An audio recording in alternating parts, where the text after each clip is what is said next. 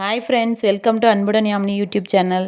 இன்றைக்கி நம்ம குக்கிங் வீடியோவில் என்ன பார்க்க போகிறோன்னா, நல்ல சத்துள்ள சுவையான ராகி சேமியா எப்படி செய்கிறதுன்னு வாங்க பார்க்கலாம். நான் இன்றைக்கி 2 பாக்கெட் அணில் ராகி சேமியா எடுத்திருக்கேன். ஒரு பாத்திரத்தில் எடுத்துக்க போகிறேன். ராகி சேமியா வந்து நார்மல் சேமியா மாதிரி செய்ய முடியாது. ராகி சேமியா வந்து 5 நிமிஷம் சுடுதண்ணியில் ஊற வச்சு இட்லி பானையில் வேக வச்சு தான் நம்ம வந்து செய்ய முடியும். நான் 2 பாக்கெட் எடுத்திருக்கேன். அது கூட வந்து நான் வந்து சுடுதண்ணி ஆட் பண்ணிக்க போகிறேன். நிறைய சுடு தண்ணி ஆட் பண்ண வேண்டாம். நல்லா வந்து ஈரப்பதம் ஆனால் போதும் சேமியா. அந்த அளவுக்கு வந்து எடுத்துக்கிறேன் தண்ணி. இப்போ நல்லா மிக்ஸ் பண்ணி விட்டுட்டு 5 நிமிஷம் ஊற வச்சுக்க போகிறேன். ஊற வச்சதுக்கப்புறம் தான் நம்ம வேக வைக்க முடியும். நம்ம எப்போவுமே அரிசி சாதம் சாப்பிட்றதுக்கு இந்த மாதிரி ராகி சேமியா சாப்பிட்டா நல்லாயிருக்கும். இப்போ தாளிப்புக்கு தேவையான பொருட்கள் வாங்க பார்க்கலாம். நான் ஒரு பெரிய வெங்காயம் வந்து நல்லா அரிஞ்சு வச்சுருக்கேன். அது கூட சிறிதளவு கருவேப்பிலை, 4 பச்சை மிளகா வந்து கட் பண்ணி வச்சுருக்கேன். அது கூட கொத்தமல்லி இலை. இதுதான் தேவையான பொருட்கள். இப்போ நம்மளுக்கு ராகி சேமியா நல்லா ஊறிடுச்சு.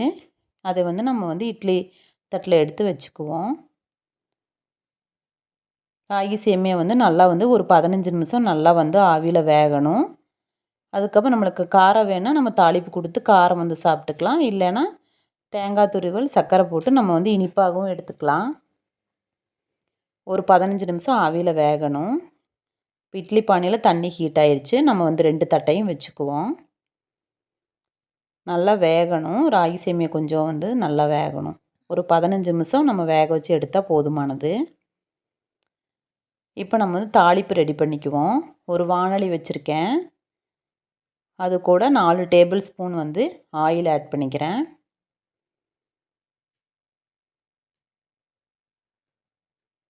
ஆயில் நல்லா சூடாகணும். ஆயில் நல்லா சூடாகிடுச்சு. இப்போ வந்து நான் வந்து கடுகு ஆட் பண்ணிக்கிறேன். கடுகு நல்லா பொரிஞ்சதுக்கப்புறம் இப்போ நான் கடலைப்பருப்பு ஆட் பண்ணிக்கிறேன். கடலைப்பருப்பு ஆட் பண்ணும்போது நல்லா வந்து சேமியா சாப்பிடும்போது நல்லா கிறிஸ்பியாக இருக்கும். அது கூட நான் வந்து பெரிய வெங்காயம் ஆட் பண்ணிக்கிறேன். பெரிய வெங்காயத்து கூடவே நான் வந்து காரத்துக்கு இன்றைக்கி பச்சை மிளகாய் எடுத்திருக்கேன். உங்களுக்கு வேணும்னா வர மிளகா கூட ஆட் பண்ணிக்கலாம். அது கூட கருவேப்பிலை, இந்த டிஷ்ஷுக்கு தேவையான அளவு உப்பு ஆட் பண்ணிக்கிறேன். நல்லா கலந்து விட்டுக்கலாம். இப்போ நம்ம வந்து ராகி சேமியா வந்து ஆவியில் நல்லா வெந்துருச்சு. நம்ம ஒரு பாத்திரத்துக்கு மாற்றி எடுத்துக்குவோம்.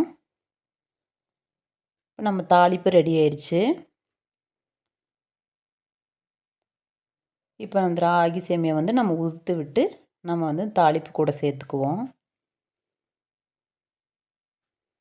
நல்லா கிளறி விட்டுக்கலாம். அது கூடவே ஒரு கைப்பிடி கொத்தமல்லி இலை ஆட் பண்ணிக்கிறேன். கொத்தமல்லி இலை ஆட் பண்ணுறதுனால நல்லா வந்து இந்த டிஷ் நல்லா வந்து டேஸ்ட்டாக இருக்கும். இப்போ மிக்ஸ் பண்ணி விட்டுக்குவோம். அவ்வளோதான் ஃப்ரெண்ட்ஸ். நல்ல சுவையான சத்துள்ள ராகி சேமியா ரெடி ஆயிடுச்சு. தேங்க்யூ ஃபார் வாட்சிங் ஃப்ரெண்ட்ஸ்.